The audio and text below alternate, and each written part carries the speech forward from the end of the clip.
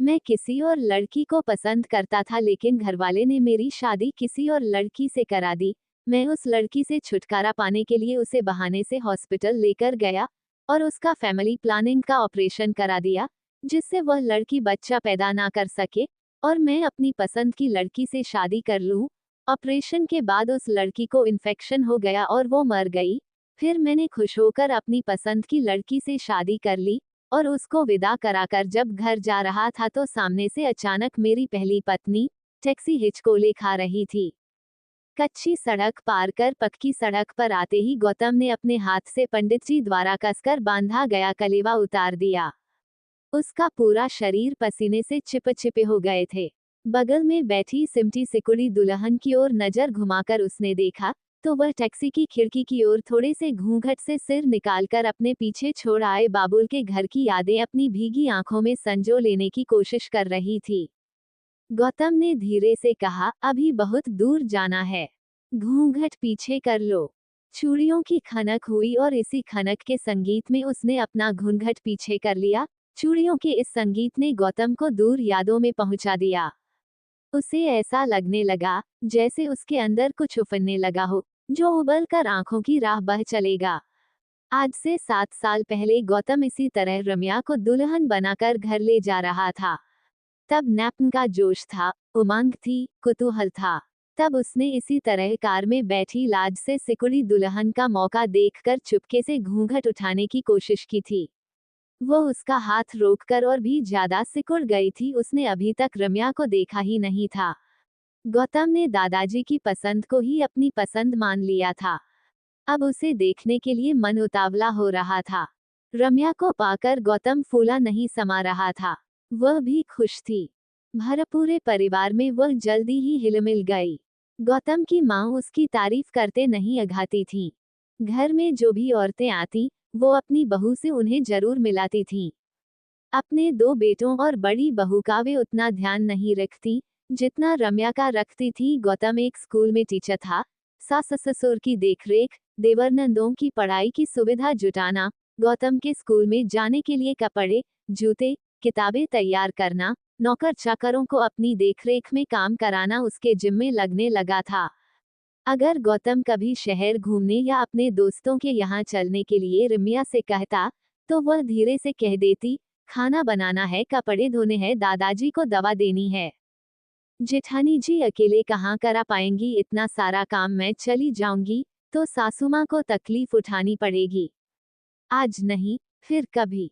उसकी ऐसी दलीलों को सुनकर गौतम मन मसोस कर चुप रह जाता। गौतम जब स्कूल से घर लौटता तो थक कर चूर हो जाता था। सारे पीरियड पढ़ाने पड़ जाते थे। उसकी तकलीफ रम्या जानती थी। समय निकालकर जिद करके वो मालिश करने लग जाती थी। एक दिन वो गौतम से नाराज थी। रात को बिना खाए ही सो गई। बात ये थी कि उसने उस दिन गौतम के पास जाकर कहा था, एक बात कहूँ, अगर आप मानोगे तो तब कहूंगी। वो बड़ी ही मासूमियत से बोली थी। वह अकेले में गौतम से बहुत प्यार से बात करती थी। गौतम ने प्यार से कहा, कहो तो सही, पहले मानोगे? रम्या बोली। अच्छा बाबा, मानूंगा, गौतम बोला। मुझे कुछ ज्यादा पैसे चाहिए, रम्या ने कहा। किस लिए चाहिए? गौतम ने कहा, तो बताओ तो सही। अभी यह मत पूछो, तुम्हें अपने आप पता चल जाएगा। मुझे 2000 रुपए की जरूरत है, वह बोली। जब तक तुम वजह नहीं बताओगी पैसे नहीं मिलेंगे। गौतम ने भी अपना फैसला सुना दिया। इसके बाद वह रात को गौतम से कुछ नहीं बोली और सबको खाना खिलाकर वह बिना खाए ही सो गई। दूसरे दिन गौतम ने अपनी मां को रम्या से कहते हुए सुना, क्या बात है, अभी तक तुम तैयार नहीं हुई? रम्या कहने लगी, पैसों का इंतजाम नहीं हो पाया मां जी। अगर आप थोड़ा पैसों की मदद कर दें तो मैं गौतम से मांगकर आपको दे दूंगी, नहीं तो बच्चों का दिल टूट जाएगा। वे 1 हफ्ते से कितने बेचैन हैं। कहते हुए वह मां की ओर याचना भरी नजरों से देख रही थी। ऐसा था तो अभी तक क्यों नहीं कहा? मैं तो सोच रही थी कि शायद तुम्हारे जाने का प्रोग्राम बदल गया है, मां बोली। रम्या कहने लगी, मां जी, मैंने सोचा कि गौतम से कहकर, इतना ही वह बोल पाई थी कि उसकी नजर गौतम पर पड़ी और वह उसे देखकर चुप हो गई। गौतम कॉलेज जाने की तैयारी कर रहा था। सास बहू की बातें उसके कानों में पड़ी, तो वो उनके पास पहुंचा और जेब से पैसे निकालकर राम्या को थमाते हुए बोला, अरे भाई, पहले ही कह दिया होता। वजह तो मैं पूछ ही रहा था। मैंने कभी मना किया है तुम्हें? रम्या मुस्कुराते हुए पैसे लेकर अंदर की ओर चल दी। वह देवर नंद को ये खुशखबरी देने की बेचैनी अपने में नहीं रोक सकी। देवर व नंद से इतना लगाव देखकर गौतम को उससे और भी प्यार हो आया। उसकी खुशहाल जिंदगी के 3 साल बीत गए। इस बीच उसकी गोद में एक प्यारी सी बेटी भी आ गई। बच्चे की जिम्मेदारी गौतम की मां ने अपने ऊपर ले ली थी। वे ही उसे नहलाती धुलाती, देखरेख करती। रम्या केवल अपना दूध पिलाने और रात को पास में ही सुलाने की ड्यूटी निभाती। सब ठीक ही चल रहा था। बोझ का एहसास तो तब हुआ जब 2 साल बाद 2 और जुड़वा बेटियां आ गई। और उसके 2 साल बाद एक बेटा आ गया। उस दिन गौतम की बड़ी बेटी शीतल अपनी दादी के साथ सो रही थी और दोनों जुड़वा बेटियां अपनी बुआ के साथ सो रही थी और बेटे को रम्या दूध पिला रही थी कि तभी गौतम ने रम्या के मन को टटोलने के लिए रम्या से पूछ लिया, आधा दर्जन पूरा होने में 2 ही बच्चे की तो कमी रह गई। तुम्हारा क्या विचार है? रम्या झुंझला कर बोली, तुम भी कैसी बात करते हो जी? इन बच्चों में ही मैं दिन भर परेशान रहती हूँ और हो जाएं तो घर का भट्ठा ही बैठ जाएगा। पढ़ाने खिलाने और ब्याहने के लिए कहाँ से लाओगे इतने पैसे? गौतम ने उससे कहा, तुम ठीक कह रही हो। वो तो मैंने तुम्हारे विचार जानने के लिए कहा था। सोच रहा हूँ कि इस आने वाले जाड़ों में परिवार नियोजन करा लूं। ये सुनकर रम्या चौंक पड़ी। कुछ देर वह मेरी ओर ताकती रही, फिर मेरे पास आकर कंधे पर हाथ रखते हुए बोली, तुम इतने कमजोर हो। कहीं तुम्हें कुछ हो गया तो मैं क्या करूंगी? मैं तो कहीं की नहीं रहूंगी। मुझे ही फैमिली प्लानिंग करा लेने दो। तुम जब कहो तब मैं अस्पताल चल दूंगी। गौतम खींच उठा और कहने लगा, तुम्हारी सोच तो बस जिद करने की आदत है। तुम ये क्यों नहीं समझती कि मर्द को फैमिली प्लानिंग में ज्यादा मुश्किल नहीं होती, औरत के लिए दिक्कत होती है। दूसरा कोई आसान तरीका अभी नहीं निकला है। तुम निश्चिंत रहो, मुझे कुछ नहीं होने वाला है। रम्या कहने लगी, नहीं, तुम ये कभी मत करना। मैंने सुना है कि मर्द कमजोर हो जाते हैं। मैं सारी तकलीफ झेलने को तैयार हूँ, पर तुम्हें ऑपरेशन नहीं कराने दूंगी। उसके मासूम चेहरे को देखकर गौतम को हाँ कहने के अलावा और कोई चारा नहीं दिखा। 6 महीने भी नहीं गुजरे थे कि सरकारी आदेश आ गया। 2 बच्चों से ज्यादा जिनके बच्चे हैं, तुरंत नसबंदी कराने के सख्त आदेश कर दिए। उन दिनों इमरजेंसी चल रही थी। गौतम ने ऑपरेशन कराने से पहले रम्या की रजामंदी ले लेना ठीक समझा, वरना उसे मनाना मुश्किल होगा। उन दिनों वह बच्चों को लेकर अपने मायके गई हुई थी। जब उसे मालूम हुआ कि गौतम ऑपरेशन कराने वाला हूँ, वह दौड़ी दौड़ी चली आई। गौतम के समझाने पर भी वह नहीं मानी और खुद ऑपरेशन कराने के लिए तैयार हो गई। ऑपरेशन की ड्रेस पहनाकर जब नर्सें उसे ऑपरेशन रूम में ले जा रही थीं, तब गौतम का कलेजा फटने को आ रहा था। वह अपने को धिक्कार रहा था कि वह रम्या को क्यों अस्पताल ले आया, क्यों उसकी बात मानी। ऑपरेशन के बाद ऑपरेशन थिएटर से बाहर लाने में तकरीबन आधा घंटा लगा होगा, लेकिन गौतम को वे पल घंटों लंबे लगे। स्ट्रेचर पर हरे कपड़ों में उसे बेहोश देखकर गौतम को एक बारगी रोना सा आ गया। गला ऐसा भर आया मानो कोई गला घोंटने लगा हो। तभी बेहोशी में कराह के बीच रम्या का पहला साफ शब्द था, गौतम भगवान को रम्या का मेरे पास रहना अब नागवार सा लगा। फिर क्या था, उसने उसे मुझसे छीनने की साजिश रच डाली। चिनगारी बुझने से पहले खूब रोशनी करती है न। ऊपर वाले ने रम्या की जिंदगी का भी यही सबसे अच्छा सुनहरा साल चला दिया। उसके पापा जब उससे भाई मिलने आए, ये रम्या अपनी खुशी को नहीं संभाल पा रही थी। अंदर बाहर इधर उधर वह तितली सी फुदक रही थी। दोपहर को रम्या ने गौतम से कहा, गौतम मुझसे खाना नहीं खाया जा रहा है, मेरा मुंह दुख रहा है। ज्यादा बोलती है न, इसलिए जीभ दर्द करेगा ही। गौतम ने बात हंसी में टाल दी। शाम को रम्या अपने पापा को विदा कर गौतम के पास आ गई और आते ही वह सिसकियों से भर गई।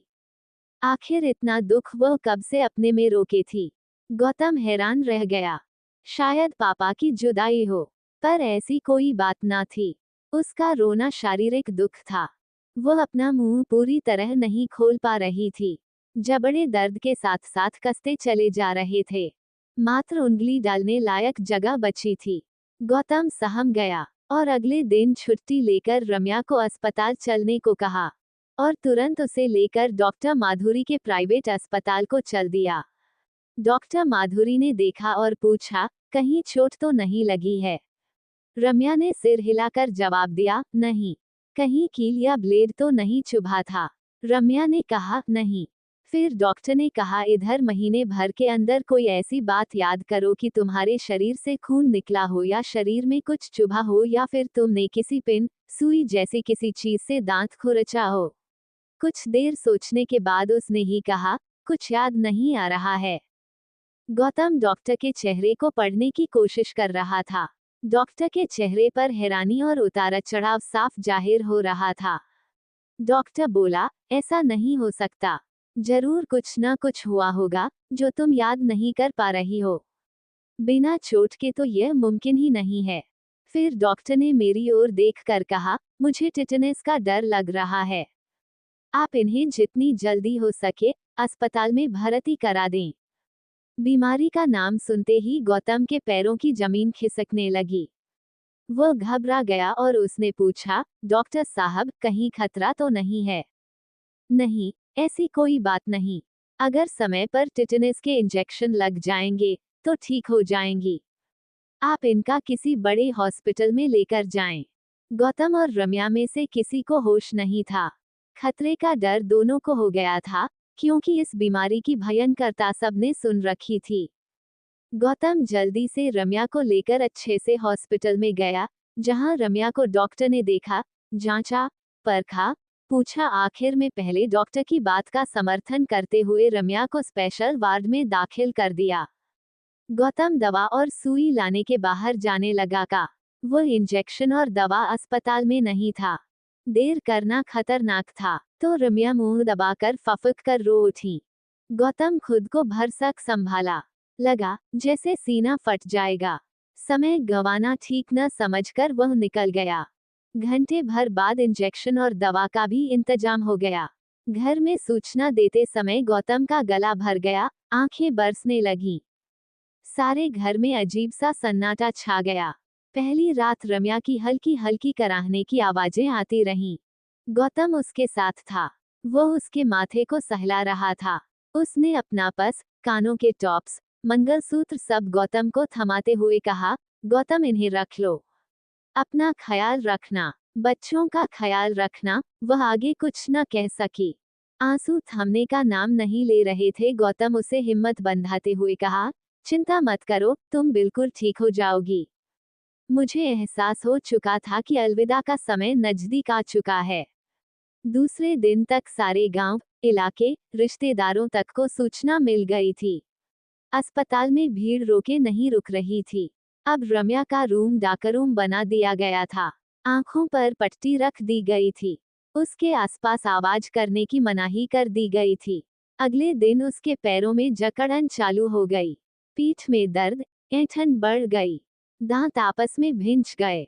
धीरे धीरे जकड़न व ऐंठन सारे बदन में दाखिल हो गई। हल्के हल्के झटके भी पड़ने चालू हो गए। जब झटके पड़ते, ऐंठन होती, तो गौतम उसके हाथ, पैर, सीना हल्के से मलते। ग्लूकोज की बोतलों में तरह तरह की दवाओं का मिश्रण उसे दिया जा रहा था। इंजेक्शन लगा दिया गया था। एक एक दिन खिसक रहे थे और उसकी हालत दिन ब दिन खराब होती जा रही थी। उसका शरीर इंजेक्शनों से छलनी हो गया था। पानी के बिना वहां सूखी पपड़ियां तड़क आई थीं।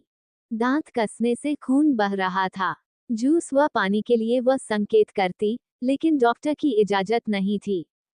दिल महसूस कर रह जाना पड़ता। फटाए होठों में ग्रीसलीन लगाकर तर करने की कोशिश की। पानी की 2-4 बूंदें तो दरारों में ही समा जाती थीं।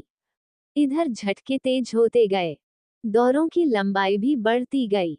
दर्द से छुटकारा दिलाने के लिए उसे नींद के इंजेक्शन दिए जा रहे थे, पर कोई फर्क नहीं पड़ रहा था। अब ग्लूकोज को भी शरीर ने खींचना छोड़ दिया था। निराशा में सबका दिल डूबने लगा। अभी तीसरे दिन की शाम भी नहीं हुई थी कि नज़ रम्या को नींद का इंजेक्शन देकर चली गई। कुछ समय बाद गौतम दूसरे लोगों की देखरेख में रम्या को सौंपकर बच्चों को घर देखने चला गया। जब लौटकर आया तब तक रम्या नहीं रही थी। अब न कोई झटके थे, न दौरे थे, न दर्द था, न कराहें थी तो बस घर वालों की, दोस्तों की घुटती सिसकियां। गौतम का सब कुछ लुट गया था। वो खोया खोया सा रहने लगा। छोटे छोटे बच्चे जब टकटकी लगाकर गौतम की ओर देखते तो गौतम का कलेजा मुंह में आने को हो जाता। थपकियां दिलाकर सीने से लगाए उन्हें सुला देता। गौतम ने चुप्पी साध ली थी। स्कूल से घर आकर चुपचाप अपने कमरे में चला जाता था। अब उसकी माँ और बहन ही बच्चों की परवरिश कर रही थीं। धीरे धीरे समय बीतते गए और परिवार वाले बच्चों की खातिर दोबारा गौतम की शादी करने की बात छेड़ती तो गौतम टाल जाता था। ससुराल वालों ने भी शादी के लिए कहना शुरू कर दिया। कई जगह से रिश्ते भी आने शुरू हो गए, लेकिन गौतम साफ मना कर देता। भला पराए बच्चों को कौन सौतेली माँ अपनाएगी। गौतम की बहन की उम्र शादी के लायक हो गई, लेकिन गौतम की माँ को उसकी शादी की चिंता नहीं थी जितनी मेरी और मेरे बच्चों की। गौतम ने अपनी बहन के लिए योग्य लड़का तलाश कर माँ को बताया तो उसकी माँ ने कहा कि तुम्हारी बहन ने शादी से इसलिए इनकार कर दिया है कि जब तक भैया शादी नहीं कर लेंगे वो भी शादी नहीं करेगी। गौतम ने अपनी बहन को समझाया, तुम ये क्या कर रही हो? जरा सोचो तो, मेरी उम्र का 40वां साल पार होने जा रहा है, जबकि तुम अभी 22 साल की होगी। फिर मैं 4 बच्चों का पिता भी हूँ। मेरी खातिर अपनी जिंदगी क्यों बर्बाद करने पर तुली हो? ये सही नहीं है। वह धीरे से बोली, भैया आप मेरी चिंता न करें। सब सोच समझ कर ही तो मैंने बोला है, उम्र की क्या कहते हैं। माथे में उम्र लिखी होती तो भाभी यूं ही हमें छोड़कर चली थोड़े ही जाती। गौतम ने अपनी बहन को बहुत समझाया लेकिन उसकी बहन नहीं मानी। फिर उसने सोचा कि मेरी वजह से मेरी बहन की भी उम्र बीत जाएगी, इसलिए उसने शादी करने का फैसला कर लिया और कुछ दिन बाद ही गौतम की शादी बड़ी ही सादगी के साथ एक लड़की से हो गई। और आज जब उस लड़की को विदा करके ले जा रहा था तो उसकी सारी यादें ताज़ा हो गई। टैक्सी ने हिचकोला खाया तो उसकी पिछली यादें टूट गईं। वो अपनी यादों में इतना खो गया था कि मुझे ये ध्यान ही नहीं रहा कि मैं वर बना बैठा हूँ। एक दुल्हन भीगी पलकों से उसे ही निहार रही है, उसे ही पढ़ रही है, समझ रही है। खैर गौतम की दूसरी पत्नी बहुत ही अच्छी है। उसने आते ही अपना बच्चा ना करने का फैसला किया। उसने कहा कि मैं अपना बच्चा पैदा करके इन बच्चों का प्यार कम नहीं करना चाहती हूँ। और वो चारों बच्चों गौतम और उसके परिवार का बहुत अच्छे से ख्याल रखती है। गौतम रम्या को भूला तो नहीं पाया है, लेकिन उसकी दूसरी पत्नी ने उसका दिल जीत लिया है। 1 महीने बाद गौतम की बहन ने भी शादी कर ली और आज उसका परिवार भरा पूरा है।